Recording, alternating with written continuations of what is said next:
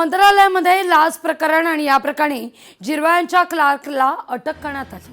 12 तारखेला पकडलेल्या धाडीत रंगेहात अटक करण्यात आलेली आहे। यावर झिरवळ यांनी आता प्रतिक्रिया दिली, पत्रकार परिषद घेतली आणि आपण या घडलेल्या प्रकाराबद्दल अनभिज्ञ असल्याचं झिरवळ यांनी सांगत असतानाच घडलेला प्रकार हा निश्चितच कलंक लावणार आहे। झालेला प्रकार निंदनीय आहे, कुणालाही या ठिकाणी पाठीशी घातलं जाणार नाही असं देखील झिरवळ यांनी स्पष्टच केलेलं आहे। हा प्रकार इथं होत होता याची कधी मला अशी सुस्पष्ट कल्पना कधीही नव्हती। आपल्या विभागामार्फत एक स्वतंत्र चौकशी नेमून आणि सहआयुक्त दक्षता आणि पोलीस उपायुक्त यांच्यामार्फत एक चौकशी करण्याच्या निर्देशित केलेला आहे। त्या पद्धतीनं त्यांची चौकशी त्या ठिकाणी चालू आहे। त्यानंतर त्याचा गोपनीय अहवाल जो काही असेल तो मला त्या ठिकाणी द्यावा।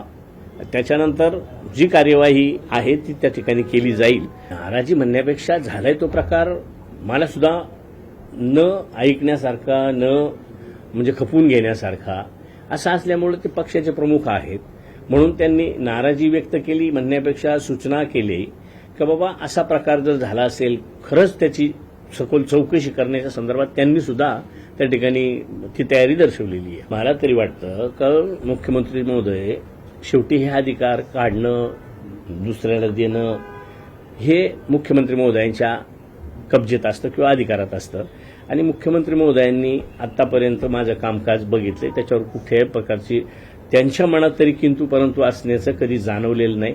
त्याच्यामुळे तोही प्रकार होणार नाही आणि माझ्या स्वपक्षातलं असं तरी मला वाटत नाही की बाबा कोणी माझं मंत्रिपद काढून आणि कोणाला तरी हवं याच्यासाठी माझी बदनामी करतील असं मला अजिबात वाटत नाही। या सगळ्या मुद्द्यावर अंजली दमानिया यांनी देखील भाष्य केलंय, पाहूया आपण।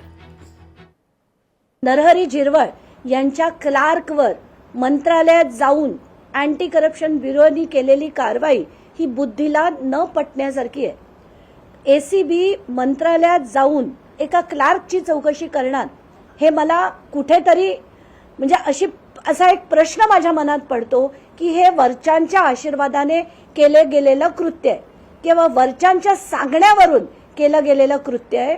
हे अँटी करप्शन ब्युरो मंत्रालयाच्या आत जाऊन कोणावर कारवाई करेल असं मला वाटत नाही, पण एकीकडे जे झालं ते उत्तम झालं असंही मला म्हणायचं।